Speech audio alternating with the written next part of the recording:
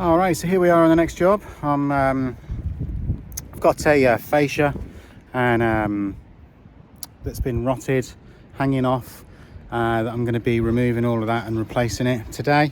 So I'll take some pictures and maybe a few videos throughout as usual, and show you what I'm doing. Okay. So this is the state of it. It was basically hanging off. The next door neighbours is full of shit, as you can see as well, and the gutter down there has fallen off. So you can see this is a PVC capping board which has been put on at some point. The wood fascia, the original wood fascia behind it, is basically rotted. The felt's deteriorated, as you can see, old bitumen felt, which has basically all led to damp on the fascia and rot. And the fixings for the PVC has come away. That's basically what causes this. So I'm going to be stripping all of this out, the old wood, replacing it with a full replacement PVC fascia board, and sticking all the guttering back on, basically.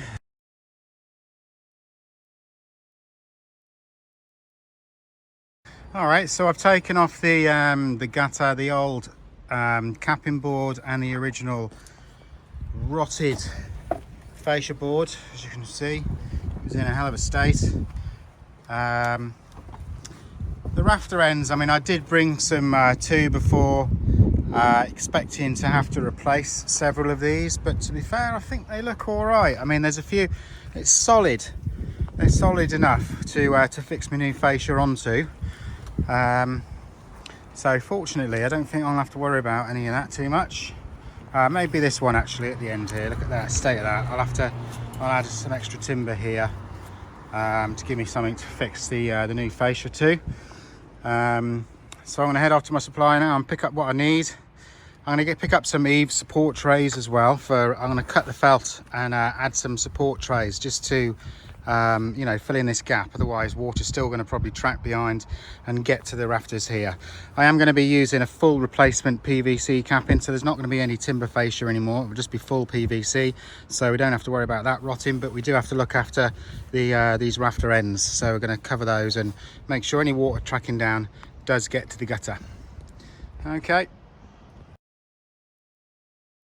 Okay, so I've got the new fascia. And so this is a 18mm full replacement fascia board, which we're going to be fitting on here. The soffit is actually going to stay as it is. I mean, it's got a PVC fascia at the bottom, soffit, and this is actually asbestos, an original asbestos soffit, but we're not going to be taking that off. So there's no danger there. It's only if you break it up. If you do need to remove one of those, then get someone qualified or get fully suited and booted appropriately to mess with asbestos.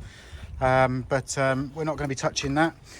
So I've basically got the fascia lined up to where it's going to be. I'm going to be buttoning it up to this dodgy next door's fascia board, which I'll probably have to price up for them. And then what we're going to do is we're going to be fixing it to every single rafter.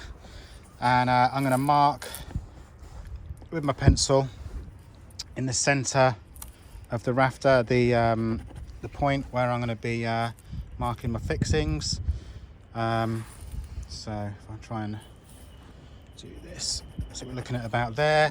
Then I've got my roofing square where I'm going to then mark a line down, and then I'm going to work out where I need my fixings, and put a mark equal distances, so it all looks nice from the ground. All the fixings are basically spaced the same and at the same distance on the width of the fascia, and I'm going to put 2 pins or nails in each one. So I'll just go ahead and mark that, and then I'll show you the nails.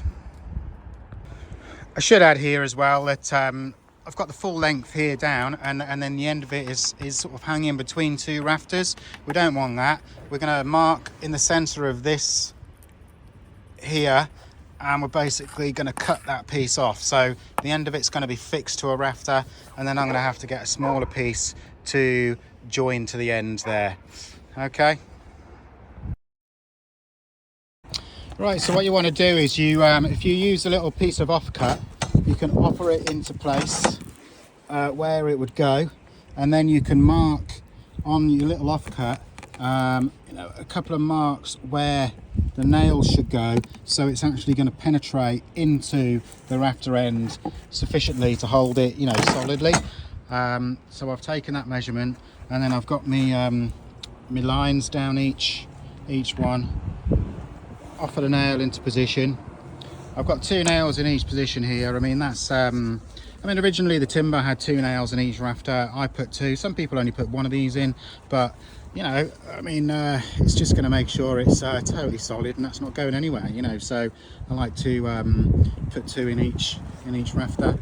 And there you go. This can be a bit awkward on your own. You might find it a bit easier with someone helping you, but today unfortunately I haven't got anyone here to help me. I've done this a few times, so I've kind of worked out how to get it done on my own, really. So now I'm just going to offer it into place and bang the nails in. I won't bang them fully in at this point. I normally leave the plastic on a little bit. I'll knock a few of them in, and then a little bit, and then peel the plastic off, and then finish the nail off fully, so it's flush with the board.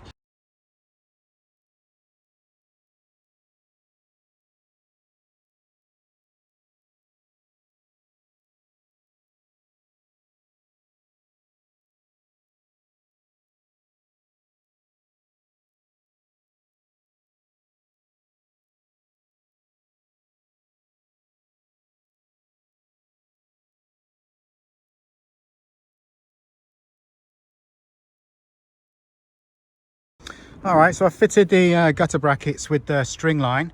I'm actually putting the old guttering back on. Part of the reason for that is I'm trying to do a real budget job here. This is a 90-year-old lady lives in this property, and I'm trying to give her a decent price, but also cut some costs on the job by reusing the guttering, which isn't that bad. I mean, it's a bit dirty. I'll clean it up a bit, and that's part of the reason why I've reused the soffit. So I'm basically just giving her a functional fascia and guttering. So it's not pouring down onto a conservatory like it was down there, getting a hell of a racket in the rain. So yeah, a bit of a budget job, and I am doing it a little bit on the cheap for her to help her out. But anyway, so there's the brackets back on. I'm now going to fit the eaves trays. If you are fitting eaves support trays, felt support trays, then best put the brackets on first, otherwise you're going to have a hell of a nightmare trying to fit gutter brackets with the eaves tray sort of covering. That's the trays down there. I'll get them in now.